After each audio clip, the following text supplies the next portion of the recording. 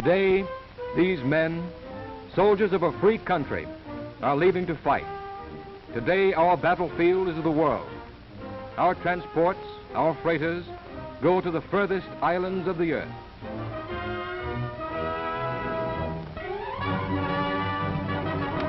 Men of the United Nations are landing everywhere. Soldiers from New York and Chicago are moving up to fight in the empty desert, to fight on battlefields of snow. And in the jungle, men from the little towns of Montana, moving up in the heat of Asia, Africa, the Caribbean. Their job is fighting. They must be kept safe against disease, against the special dangers of the jungle. Behind our men stand scientists of the Western Hemisphere. These doctors are good neighbors from two American countries, the United States and the Republic of Colombia. Here were their first battles, their weapons, the test tube, the sterilized needle.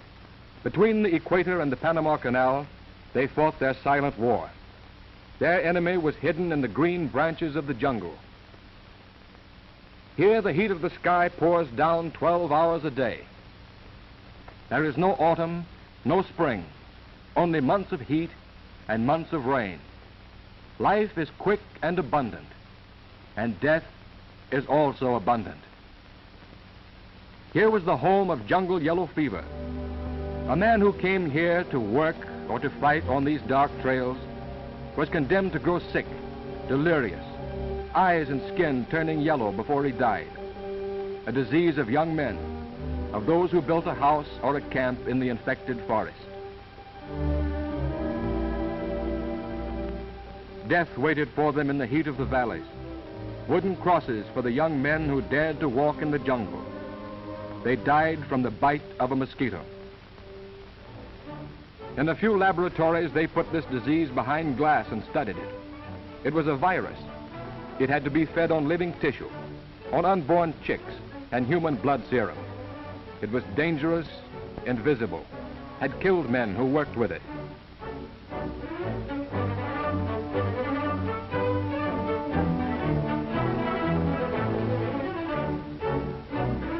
What they needed was a vaccine to prevent yellow fever, and the fight never stopped till it was found, till it was tested, purified, till it could be dried and frozen and prepared in quantity, until it could be transported. The first battle had been won inside the white walls of a laboratory. The second battle was here, in the heat and wet of the jungle. Above their heads was the solution to the mystery of jungle yellow fever. The guilty mosquitoes lived and bred not in pools on the ground, but in the treetops. They bit not only men but animals, especially monkeys, and thousands of monkeys grew sick but did not die. Their blood was a living reservoir of yellow fever. Mosquitoes which had fed on these monkeys flew down from the treetops, attacked men, and infected them with the virus of yellow fever. To ride on these trails became a sentence of death.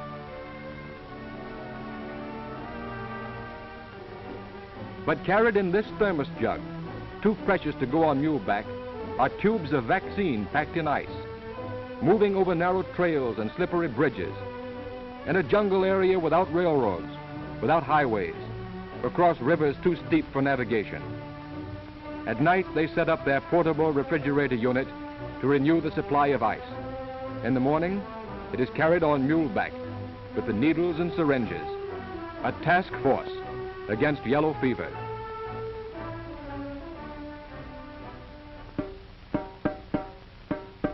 It is a gray, hot Sunday in the town of Cofair. It is market day, too, and there is good news.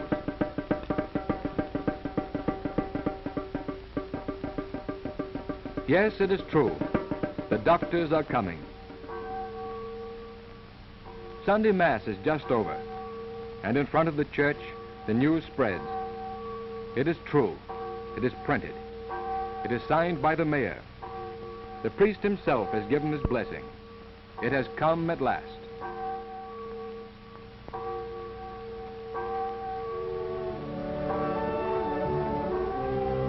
Now the slow pack train climbs up the hill from the jungle.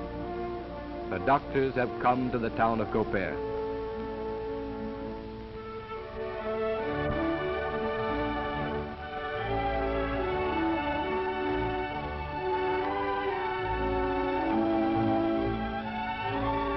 Fiebre amarilla, the yellow fever, the fever that eats men, that kills their fathers, their brothers. The fever of the jungle is to be feared no longer. The blessed medicine has come. Years of difficult work, years of collaboration between men of the United States, Cuba, Panama, Brazil, Colombia, years of courage in the laboratory and in the jungle come to their climax here, in this patio of the mayor's house. The vaccination will be here in the open air. It is a dull, cloudy afternoon, 200 miles north of the equator.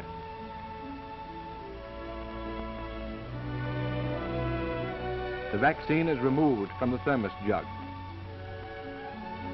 The instruments are sterilized in boiling water.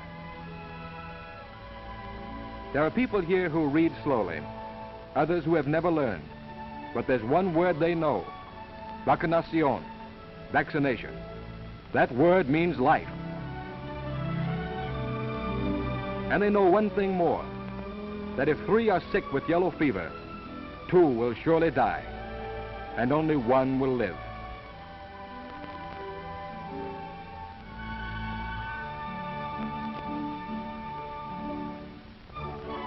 The names of the people are written down: the harness maker's wife, a farmer and his sons. A woman is the first to be vaccinated. And now, 2 more.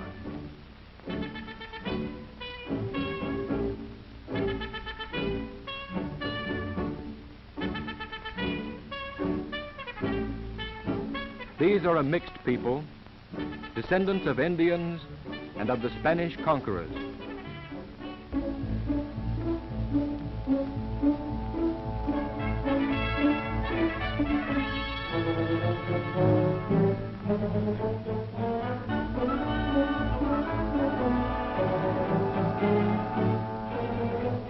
A few drops of vaccine injected under the skin of the arm will give them dependable and lasting immunity. Those whose names are in this book need have no fear of yellow fever. There is only 1 shot. There is no illness afterwards. The protection lasts for years, perhaps for life. It is a product of the genius of the combined Americas. Already 500,000 citizens of Colombia have been vaccinated.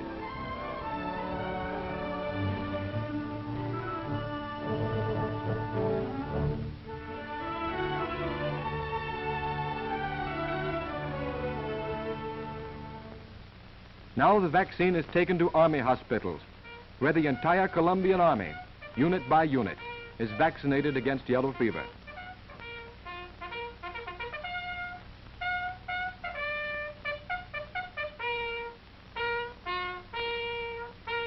Now they can go safely to their outposts in the jungle.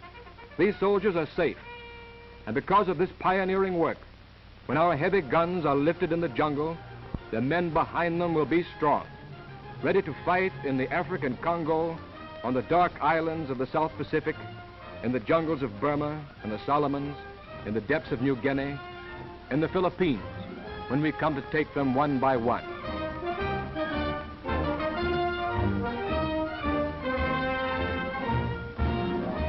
Our men today are safe against yellow fever, free to fight the worst disease of all, fascism, until that too shall be blasted from the face of the earth.